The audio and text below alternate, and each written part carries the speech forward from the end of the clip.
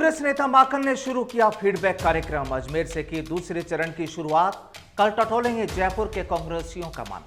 Bharat Pak border पर BSF की बड़ी कार्रवाई। 2 पाकिस्तानी घुसपैठियों को किया ढेर। चेतावनी के बाद भी नहीं माने थे घुसपैठी। प्रदेश में 2 अलग अलग हादसों में 8 लोगों की गई जान। जैसलमेर और प्रतापगढ़ में हुए हादसे। पुलिस इंस्पेक्टर और उनकी पत्नी भी शामिल।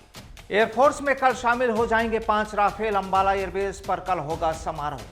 रक्षा मंत्री समेत कई लोग होंगे शामिल। और मुंबई में जमकर हो रहा कंगना पर पंगा। बीएमसी ने तोड़ा दफ्तर तो शिव सैनिकों ने एयरपोर्ट पर जताया विरोध। नमस्कार, देश प्रदेश की तमाम अहम खबरों के न्यूज बुलेटिन एट 7 PM में मैं हूं आपके साथ प्रदीप आजाद। और आइए विस्तार से नजर डालते हैं उन खबरों पर जो सुर्खियों में रही। राजस्थान में कांग्रेस के अंदरूनी कलह को लेकर अब अजय माकन का अधूरा रहा फीडबैक कार्यक्रम फिर से शुरू हो गया है। कांग्रेस के प्रदेश प्रभारी अजय माकन ने कार्यक्रम के दूसरे चरण की शुरुआत बुधवार को अजमेर जिले के नेताओं का मन टटोल कर की। इसके बाद माकन ने अजमेर देहात, भीलवाड़ा, नागौर और टोंक जिले के नेताओं से फीडबैक लिया। वहीं अजय माकन कल गुरुवार को जयपुर संभाग के नेताओं से जिलेवार संवाद करेंगे। वे कल जयपुर शहर, जयपुर देहात, अलवर, झुंझुनू, सीकर और दौसा जिले के कांग्रेस नेताओं से बात करेंगे। दरअसल राज्य में सियासी उठापटक के बाद अजय माकन के सामने गहलोत गुट और पायलट गुट को साथ लेकर चलने की सबसे बड़ी चुनौती है। राजस्थान के श्रीगंगानगर से लगते अंतर्राष्ट्रीय भारत पाक बॉर्डर पर बीएसएफ की ओर से मंगलवार रात बड़ी कार्रवाई को अंजाम दिया गया।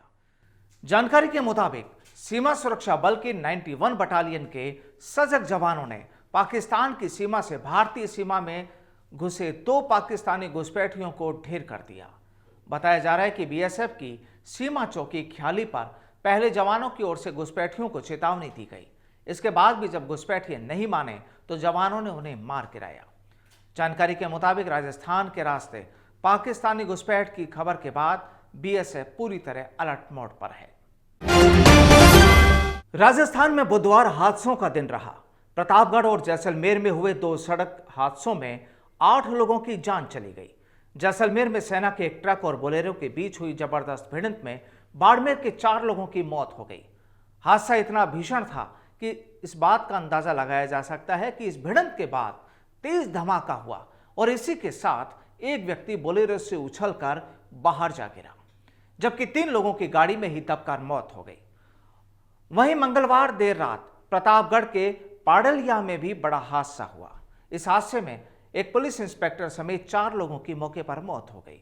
बताया जा रहा है कि मृतक इंस्पेक्टर अखिलेश सिंह पत्नी और अपने रिश्तेदार के साथ छुट्टी मनाकर वापस लौट रहे थे।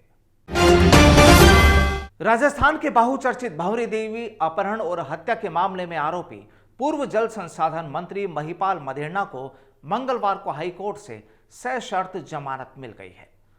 दरअसल 4थी स्टेज के कैंसर की पुष्टि होने के बाद निचली अदालत में जमानत की अर्जी खारिज होने के बाद हाईकोर्ट ने उनकी जमानत की याचिका को सशर्त मंजूरी दी, जिसके तहत वे जयपुर में पुलिस सुरक्षा के साथ अपनी जांच करवा सकते हैं। हालांकि उससे पहले उन्होंने दिल्ली में जांच के लिए कहकर जमानत के लिए आवेदन किया था।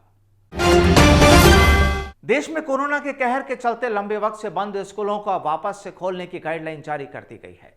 21 सितंबर से 9वीं से लेकर 12वीं तक की कक्षाओं के लिए अब स्कूल्स के दरवाजे खुलने जा रहे हैं।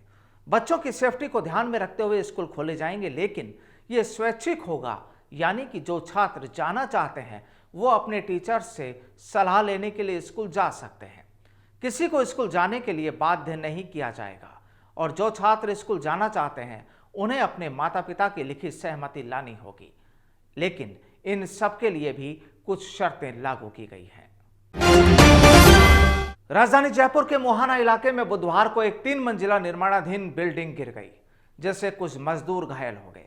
हादसा दोपहर करीब 1:30 बजे हुआ। घटना की खबर मिलने पर इलाके की पुलिस मौके पर पहुंची, जिसके बाद सिविल डिफेंस की टीम को मौके पर बुलाकर राहत कार्य शुरू किया गया।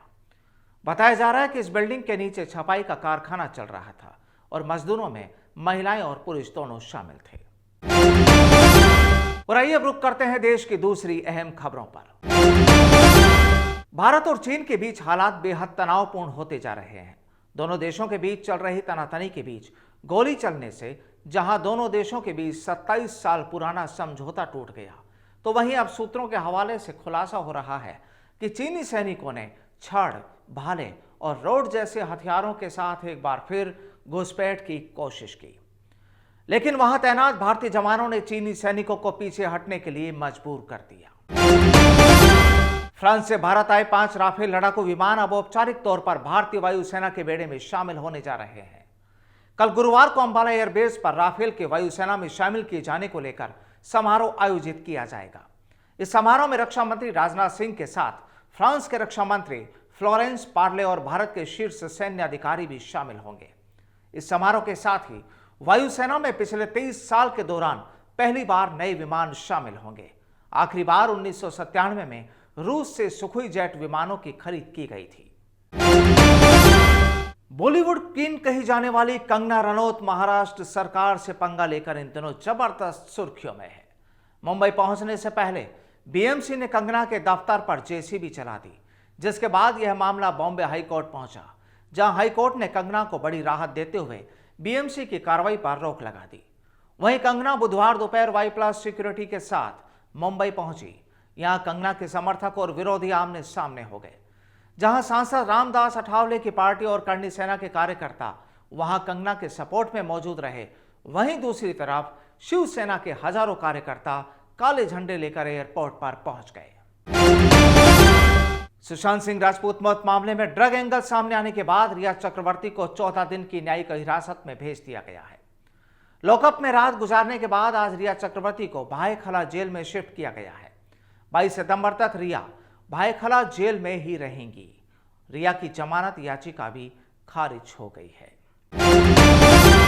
और आज के बुलेटिन में फिलहाल इतना ही। मुझे दीजिए इजाजत। नमस्कार।